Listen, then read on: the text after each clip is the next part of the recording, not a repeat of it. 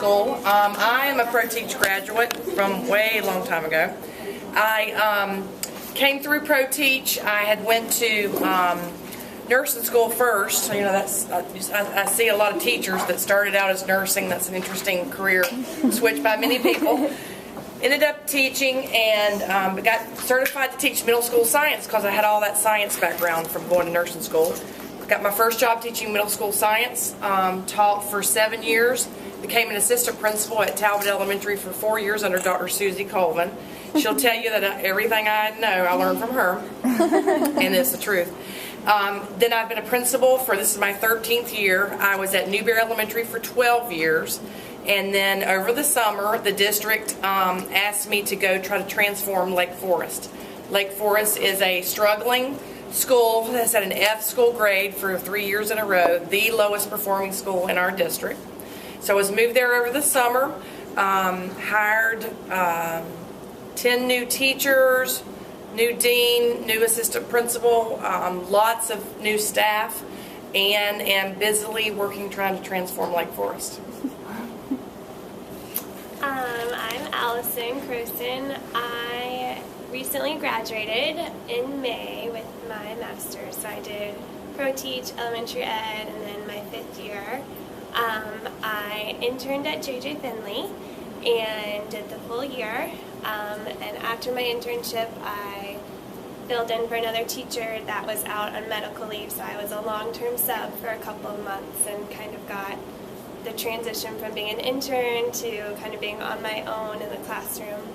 And I had planned to go back to Tampa to teach, and so I did all of the job hunting in Tampa in Hillsborough County, and at the last minute decided to stay in Gainesville, so I'm here still at JJ Finley. So I'm at the same school that I interned at, and I'm a first grade teacher, so I'm halfway through my first year. I'm learning every day new things. But I brought my portfolio, I brought my resume and copies of my resume because I did the exact same things that y'all did, so if you want to look at mine and see how I typed it up and things like that, you can. Thank you.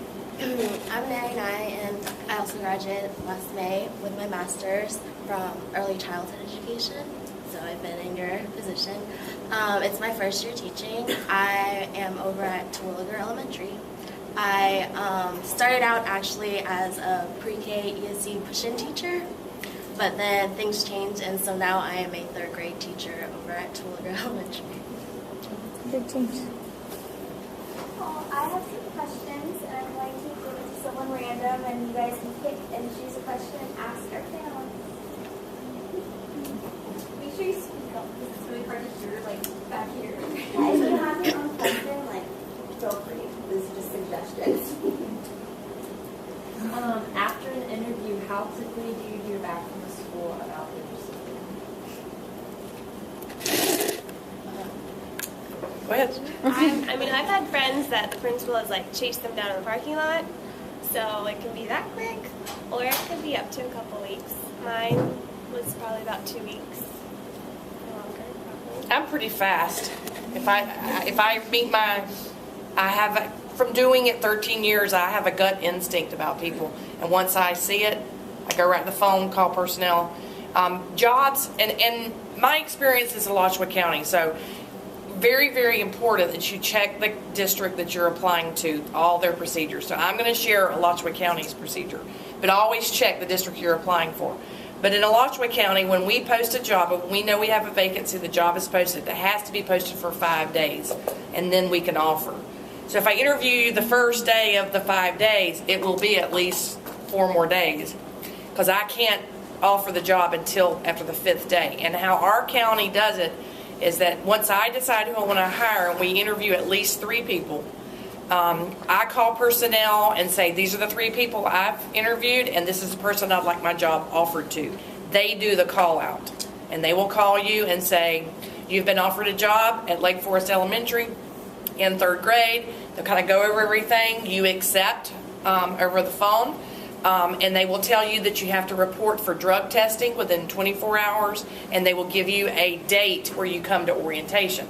Very, very important is the summer or during the year that you are interviewing and looking for jobs, it doesn't need to be the summer that you go off on a mission trip. Because I will tell you that if I call and the job offer can't get made, I'm going on to the next person. Because good people get snapped up really quickly, and I'm not going to wait.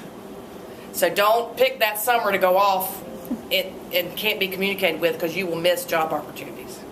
And I can attest to that because I went to Europe, and that caused me so much stress, and I was not able to enjoy my trip. And I had to pay for international phone, and I got my offer when I was in Europe, but it was very stressful. So I would agree with that. Like, the other thing that Allison said that I think is good is that if you are a mid-year graduate, it's a great opportunity to get long-term sub-positions. With so many females in schools, people take maternity leave, all kind of things. Do not shy away from taking a long-term sub-position, because that is direct work experience to go on your resume. Plus, you get to know people in the school. We all know who the good subs are, who the good students are. You know, even if the principal never comes in your room, we know, because we hear it from your teammates, from your parents.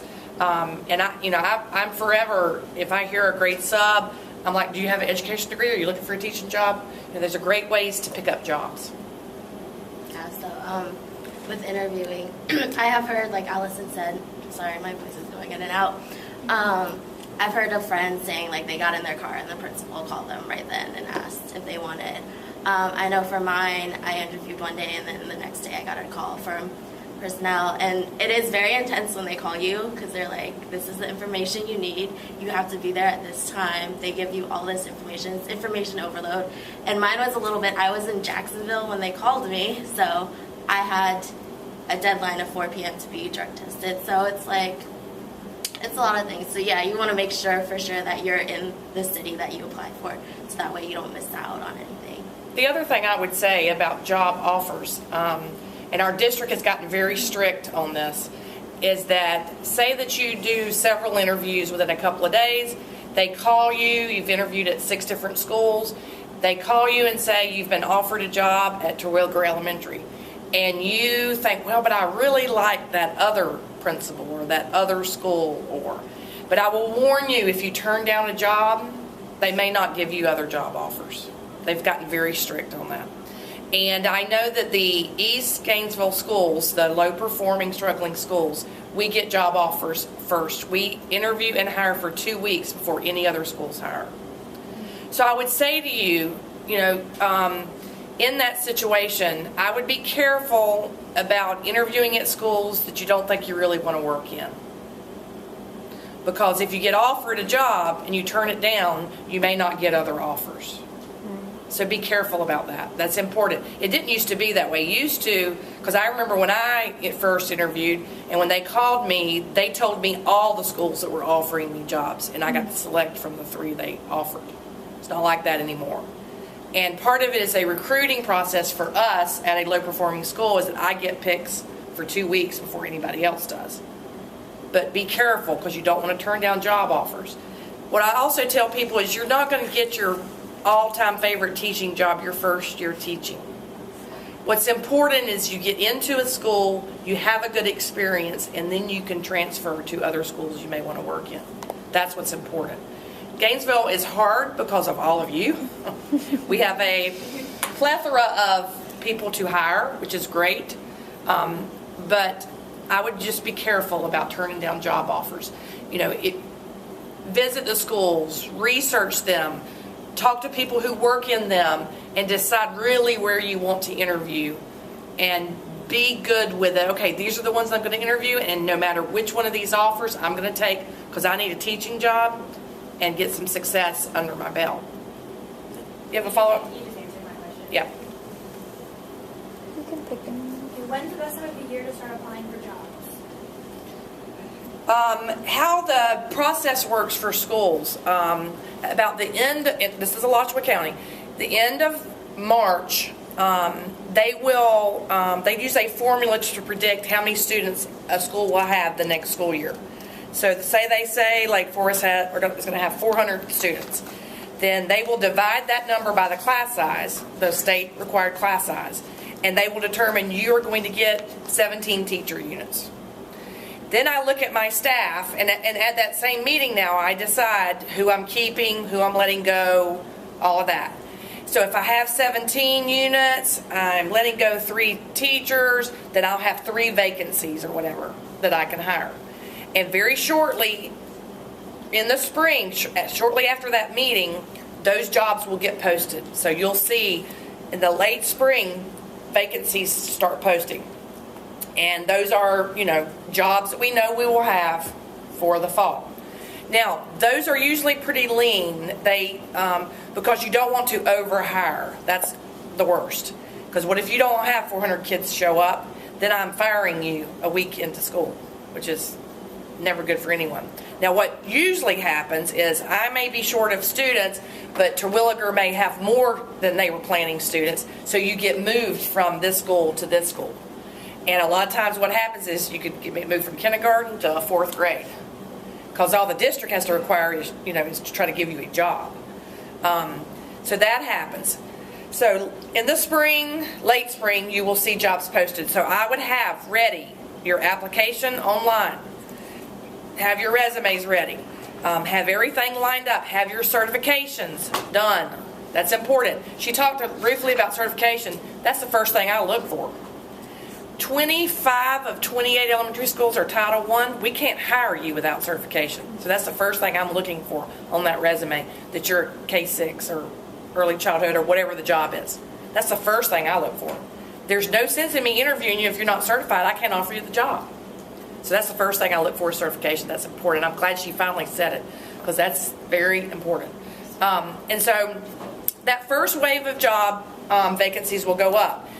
But then throughout the summer, your husband gets transferred their job, and boom, I've got another vacancy, and it gets posted. So vacancies after that will start getting posted.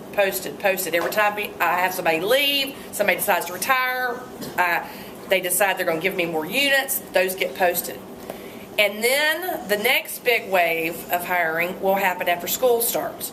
For the first 10 days of school, we count kids every day and turn them into the district. And they're watching to see if you've earned your allocations or if you go over and need more allocations. So usually about the 5th or 6th day, I'm on the phone. Hey, I've got this many kids in kindergarten. I need another teacher. They'll give me a unit, and then it gets posted. So 2 things I would say about that. In the spring is when you want to send your resumes out. You can drop them off. I would be nicely dressed and ready if you go to schools. I can't tell you how many times I've been standing in the office and somebody come up in shorts and flip-flops. Can I just leave this for the principal? And I'm like, I'm the principal, and the person could die. Because, especially during the summer is really quiet at some schools. And so if I'm there, I'm like, come on back. Let's talk right now. And people want to die if they're not ready. So if you go to a school, be ready, because you never know. And you can say, is the principal available? A lot of times not. We have meetings, trainings, all of that. But sometimes I'm standing at the counter and I may say, come on back. So you can say, is the principal available? And most of the time the secretary will say, I'm sorry she's not, and say, well, I'd love to leave her this. Leave it with her. Now, so I would do that late in the spring, early in the summer. But then, if you do not have a position at the end of the summer, I would do it again. Because I get a stack of resumes this big. So when I get a job late in the summer, I don't want to go through 250 people to figure out who's still available. I start looking at only the resumes that just came in. So late in the summer, I'll tell my secretary, start dating them so I can see when they came in. Because I don't have time to go through to find out 100 people have gotten jobs. I want people, if you're bringing me your resume late in the summer, you're still looking. So I would do it again if you're not hired late in the summer. And a lot of hiring happens after school starts.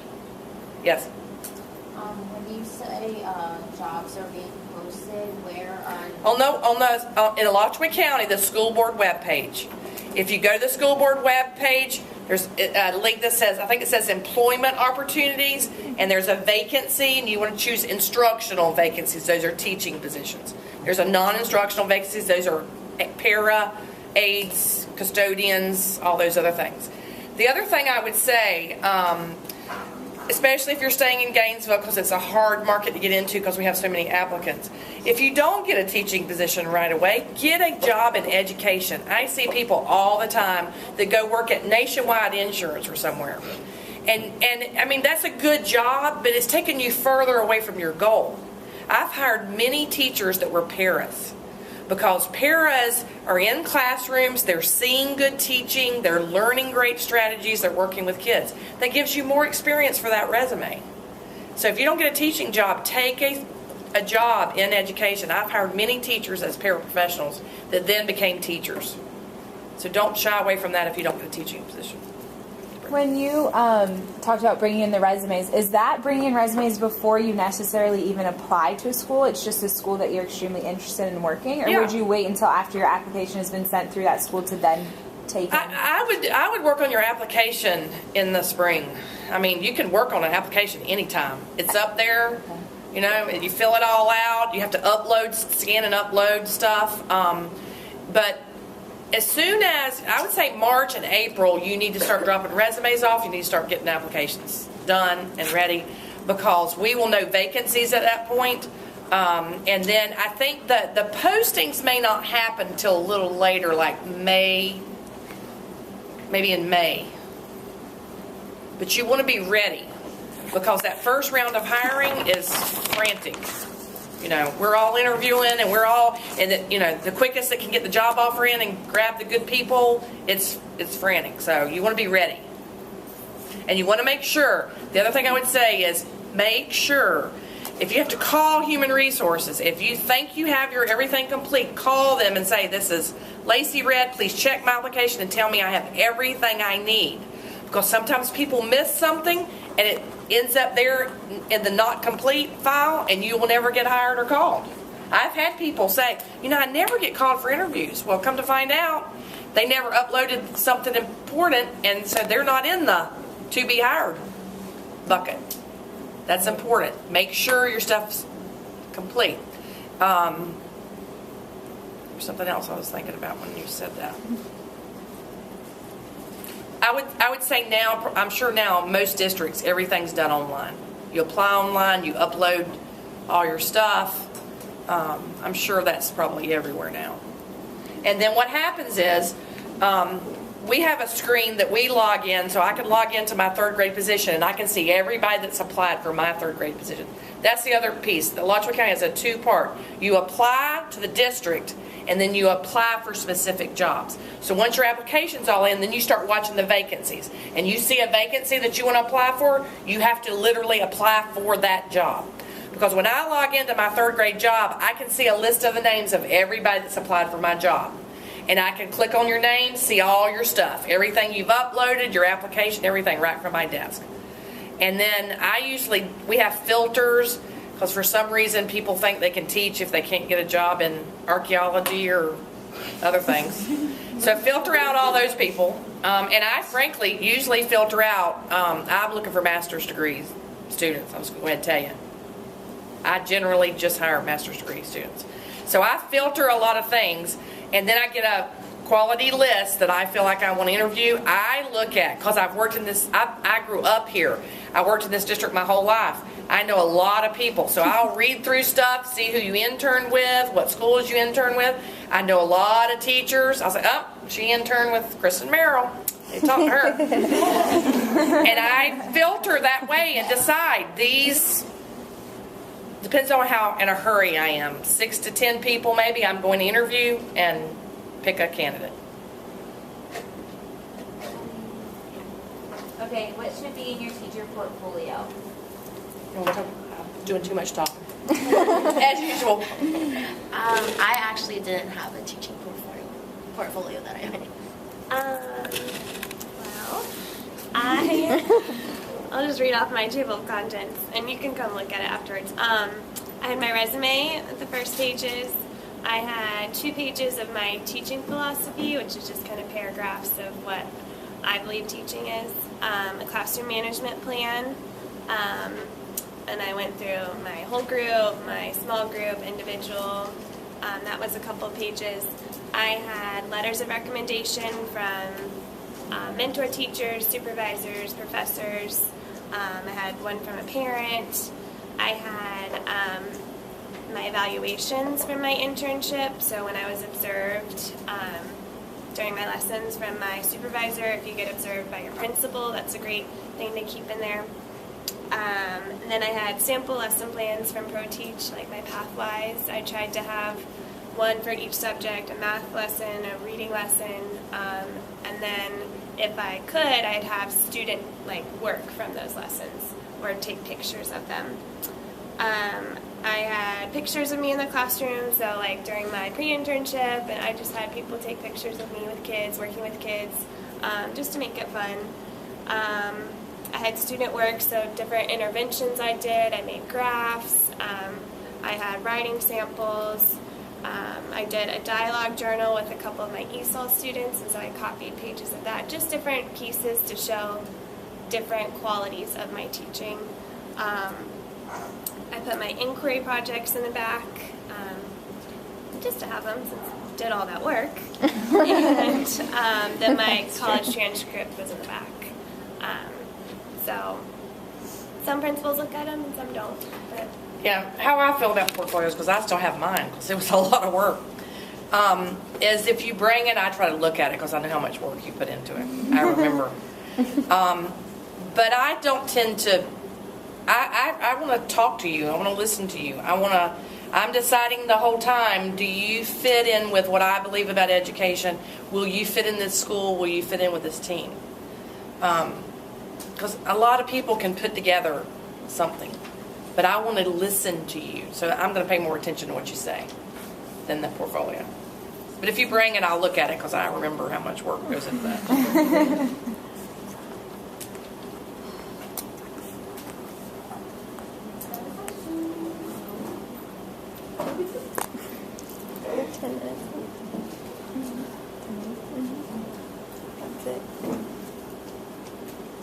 What should you know before going to an interview? I would kind of stalk the school's website, and so I would look at their mission statement. That tells you a lot. I would know kind of about their faculty, if they have, a principal, if they have a CRT, a BRT, just know kind of who's in administration. I would know kind of the size of the school, if they were going to be larger grade level teams or smaller grade level teams.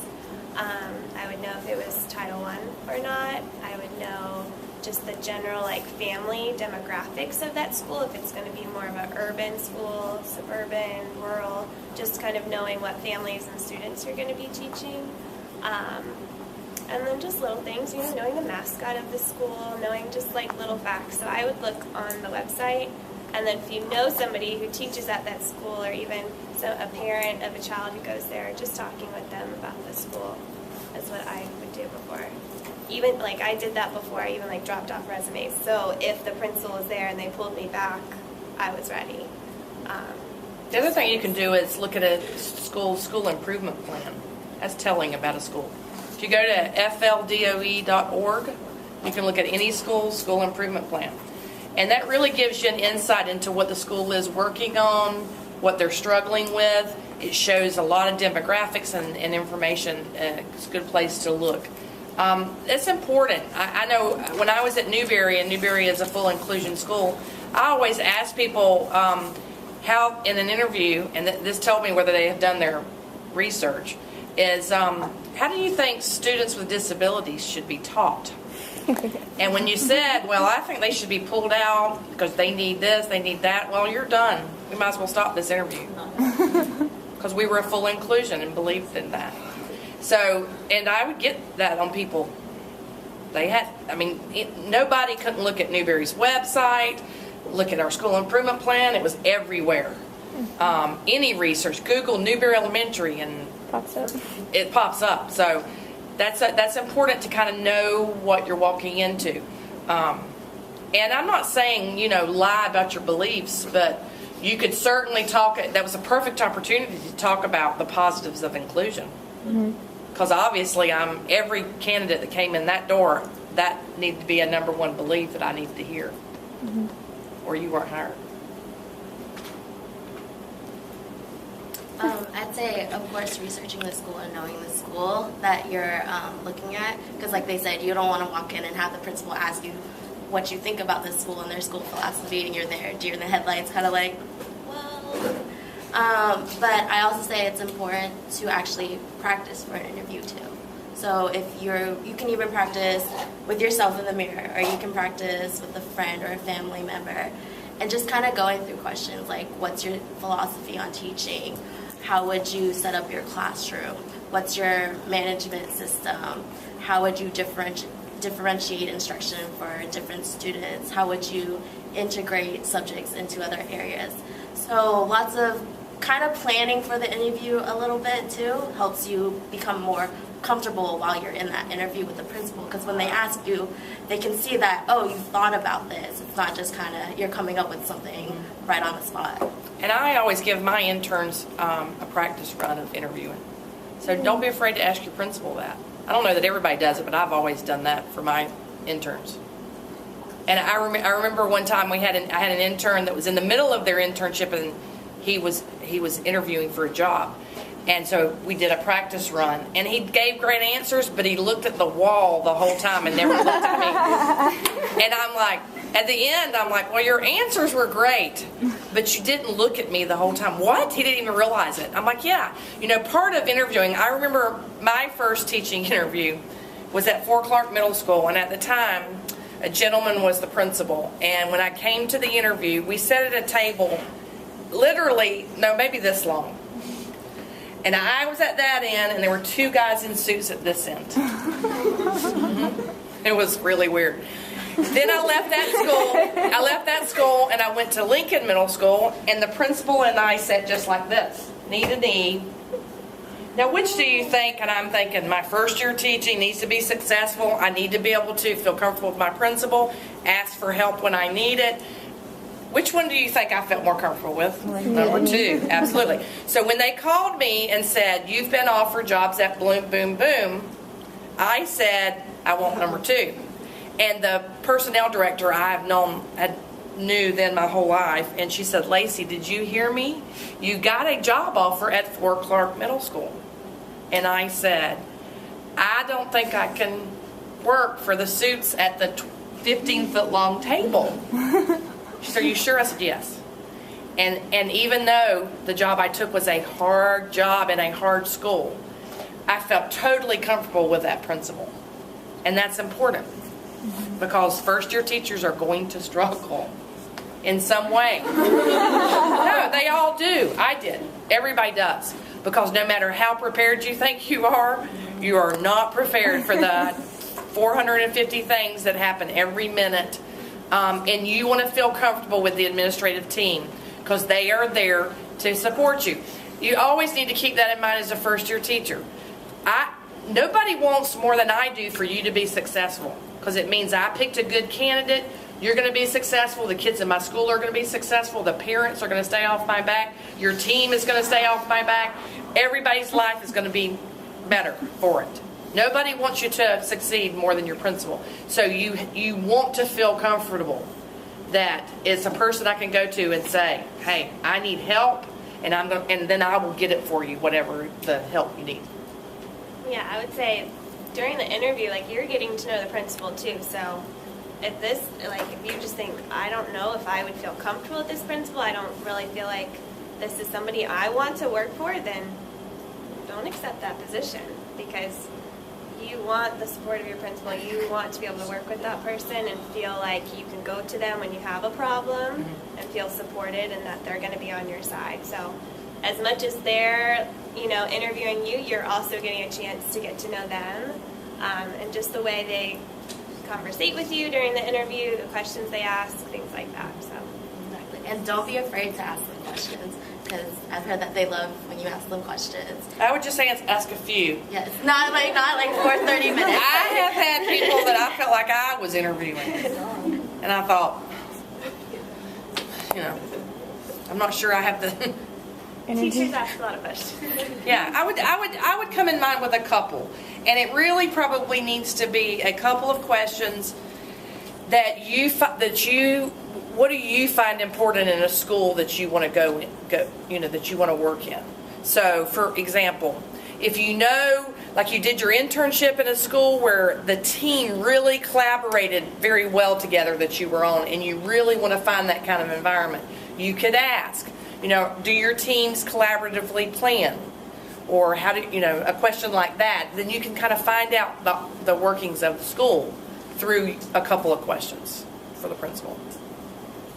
Is there any major questions that you get often in interviews? From you guys? Yeah. I get asked that a fair amount about the team planning, and I've been asked, is there a school-wide discipline plan? How much parent involvement does the school have? Get asked that. I get asked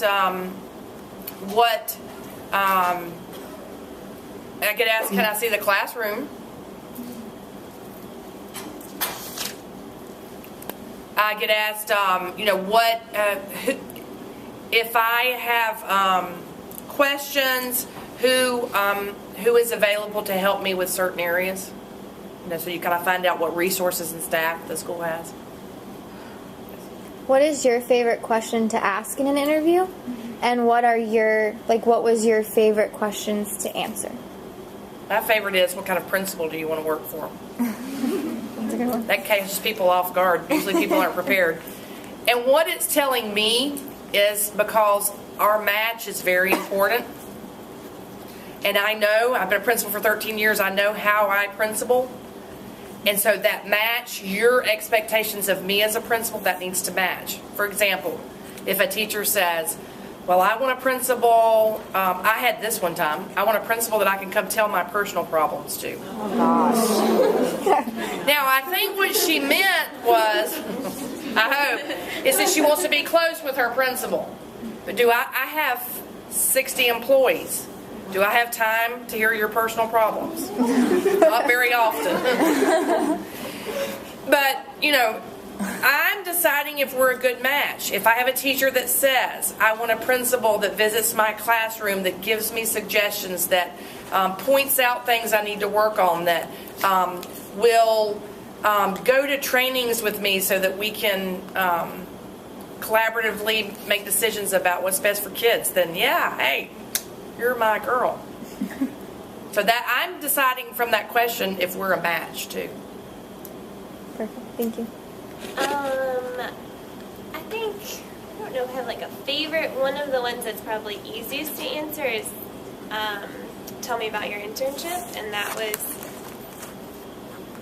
because I lived it for a year every single day. So I could tell you, this is everything I did in the classroom. This is what I learned. This is what I was in charge of. This is what I learned co-teaching through. So that for me is your hands-on experience. It's not necessarily something that you're having this idea of what you want to implement. It's, this is what I've done. This is my experience. So, and you guys will have that. You'll be able to say, this is, what I've done for the past year. So that is fun. And it's fun to talk about. I loved my internship, so it was a great experience, and it was great to kind of use that as I was seeking a job. I think one that I liked was how you would set up your classroom. Because this is something you imagine all the time as a teacher. And when you actually think about it, you're like, there's a lot of things you need to think about when you're setting up your classroom. So that's one. And then a fun one I have been asked is describe 3 things, or give me 3 words that describe you. So that gets you thinking about how you actually are. And that can also see if maybe you're fit for that school. So we're going to take one more question, and then we're going to wrap it.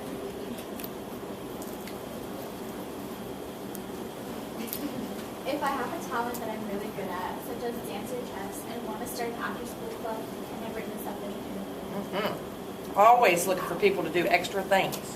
That was a good question. That may get you a job. There you go, girl. That was my question, because I have a dance minor, and I've grown up teaching dance. So I guess it was more of the appropriate way to include it, because I didn't just want to be hey, Sure. you need a dance You don't program want to at be the seen school? only as a dance teacher. Right. You want to be seen as a teacher. Right. But I would be very excited. I have this background. I would love, once I'm on my feet and successful as a teacher, to start a dance club after school or get involved in your after school program or, offer that as an extra, but you want to be a teacher first and be successful and on your feet. The one thing that hadn't been said that I really want to stress is being positive in the interview. Principals, we all have people who are negative in our building because very rarely, unless you open a brand new school and hire everyone, you have people that you didn't hire that are negative. Right. And so you don't want to ever be negative. Even if your internship was negative. I remember my first pre-internship, and I always wanted to become this lady's boss. My first, and I could have if I'd have went to her school. My first pre-internship, I will never forget. She was the meanest lady you have ever met. She made me cry like the first week every day about something. Oh. And I can remember my supervisor saying, "Laci, it's okay. She's mean, And I'm like, why are y'all giving this lady students then? I mean, that was still kind of back then with who wants a student and people got them. I don't do that anymore, but so I could have easily thought, I'm never going to be a teacher. I always wanted to be her boss. But be positive. What I tell, and I told my group of pre-interns that just started this week, you will see things in schools and in classrooms that you say, I will never do that in my classroom. And that's okay. Part of this process is you evolving into what you're going to be as a teacher. And just like, non-examples are good, mm-hmm.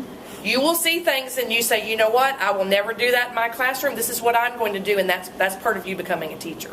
So it's okay. But the interview is not a time to harp on how mean your pre-intern teacher was. Because what do I leave that? Remember, I'm deciding, do I like this person? Do I want this person in my school? I want to hear positives. Pull out all the positives. Pull out all the great opportunities. Talk about the kids. Talk about the exciting stuff. In elementary school, you better talk about reading. A lot of times people ask about what's your favorite lesson or whatever. You better talk about reading. I don't want to hear about your favorite social studies lesson. Because in elementary school, what's important? Reading. Bottom line. So be positive. You don't want to, because nobody wants to add to their negative in their school. No one. So be positive no matter what your experiences are. And non-examples are always good because it makes you decide, you know what, when I become a teacher, this is how my classroom is going to be. Right?